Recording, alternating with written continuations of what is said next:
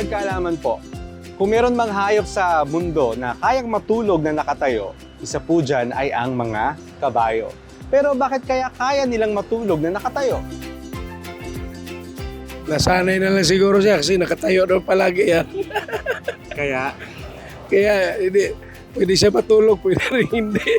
Kasi ano siya isa siyang animals ngayon yung ano niya. ikaw ba kaya mo matulog na nakatayo? Hindi kaya sir kasi ano tayo iba tayo tao kasi tayo. Maganda sana kung makuha natin yung kagaya niyan na kahit na nakatayo na pwedeng matulog. Sila kasi iba pero mahirap yung ganun rin kalagayan.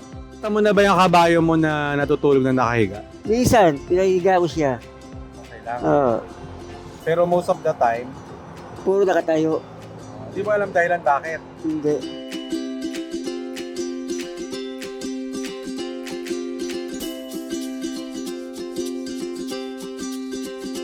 Kaya pong matulog ng mga kabayo na nakatayo dahil po sa structure ng kanilang binte. Meron pong tinatawag na stay apparatus. Ito pong stay apparatus na ito ay mga kalamnan o litid dito po sa kanilang binte na naglalak.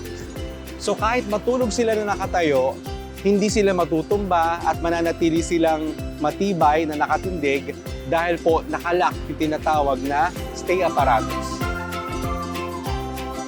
Narito po ang ilang dahilan kung bakit natutulog ang mga kabayo ng nakatayo. Ang mga kabayo ay prey animals o madaling biktima ng mga mababangis na hayop. Ang pagtulog ng nakatayo ay nagbibigay sa kanila ng mabilis na pagtakas kung sakaling may paparating na panganib. Habang natutulog ng nakatayo, ang kabayo ay makakapanatili ng sapat na pahinga sa kanilang mga kalamnan at kasukasuan nang hindi nawawala ang balanse. Pinipigilan nito ang posibilidad ng pagkakaroon ng mga pinsala na maaring mangyari kapag sila ay biglang bumagsak habang natutulog. Bagaman kaya po ng mga kabayo na matulog ng nakatayo, minsan natutulog din po sila ng nakahiga para mas maging mahimbing at makabawi ng lakas.